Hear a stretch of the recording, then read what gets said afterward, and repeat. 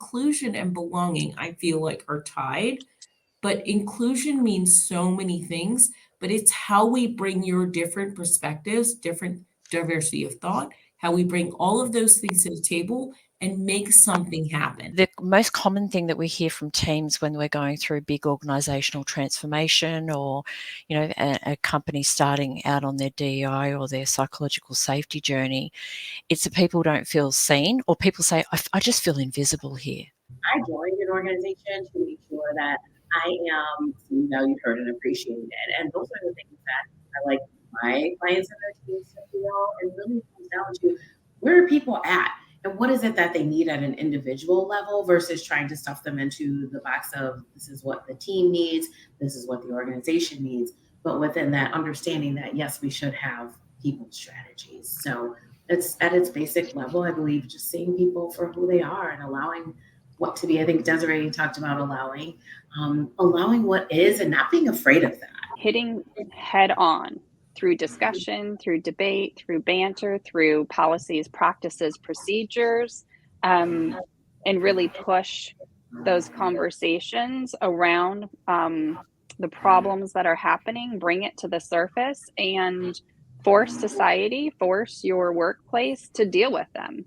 Okay, well, I got in this leadership position and I'm just going to make metrics and make revenue and make profit because, that's what I'm here to do, right? That's what we get caught in. But you also have to have that other piece of like, oh my God, I have a team behind me and they have to like do things and be like subjected to these metrics and accountability and all those things. And how do they do that in a responsible way? And how do I make them feel included?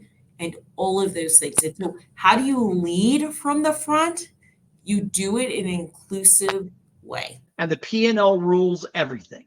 And we forget the fact that if we want the P&L to thrive, then we got to start pouring into our people.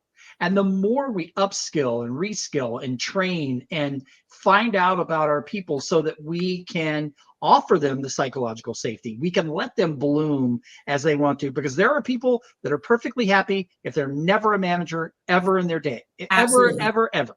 And there are people that, hey, I want to climb, I want to grow, I want to move. How do I do it? And they're very aggressive. So everybody's different.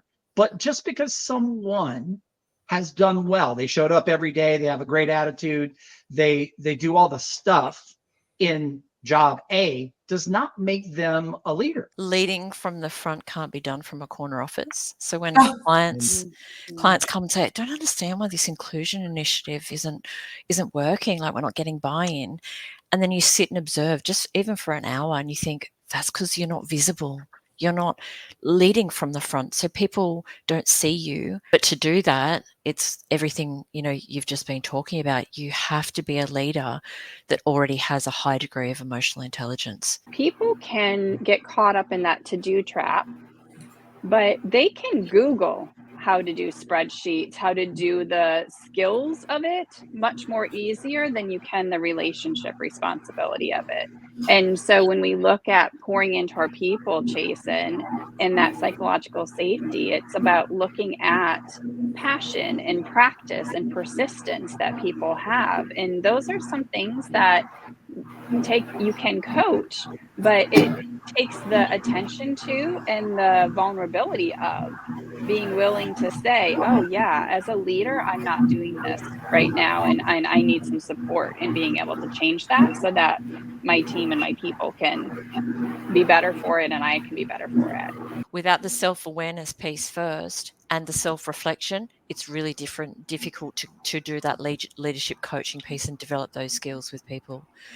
With leaders that are lacking a lot of the other emotional intelligence skill sets. Without that self-awareness, you usually met with a lot of ego and bravado. That's my experience. And a lack, I always say, when it comes to staff performance or leadership development, people are either unwilling or there's an inability. And it's really difficult when there's also, those two things are combined. We've been conditioned by our workplaces, by society to get education, to climb the ladder, to do all of the things. And yet what we haven't been brought forward to is it's okay to make mistakes. It's okay to not know it all. And even if you're a people leader, that is okay. And to feel like you can be in a psychologically safe space yourself. And if you don't feel that as a people leader, well, how are you going to lead a team? If you're not engaged and you're not poured into as a leader, well, how is the success of a team going to happen?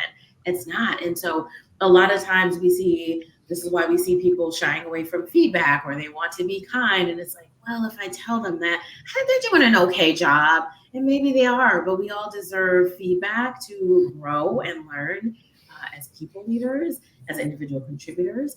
And we have to be self-led in order for that to start. But if we don't have the tools and resources to do that, that's going to be a problem. And I think when we look at these KPIs, the metrics, all the things, we want to throw all the fancy, shiny toys at it. But like, we fail to get to the root of what's happening and having the right conversations at the right time. But you're not setting them up to be leaders of humans. And that is a huge issue in corporate America. Yep. It's go do it and good luck. Right. Bye-bye. Yep. We're not going to tell you what it is, or You got this. You got this. You got it. You got it. Like, You can do it. And we'll take you for happy hour at a pizza party later. Oh my God. But we're not going to show you how to do any of your work. We'll bring in the foosball table. Yeah, we're going to bring in the foosball table, Jason, and like roll it up to them and be like, you can tell all your new employees we have a foosball table.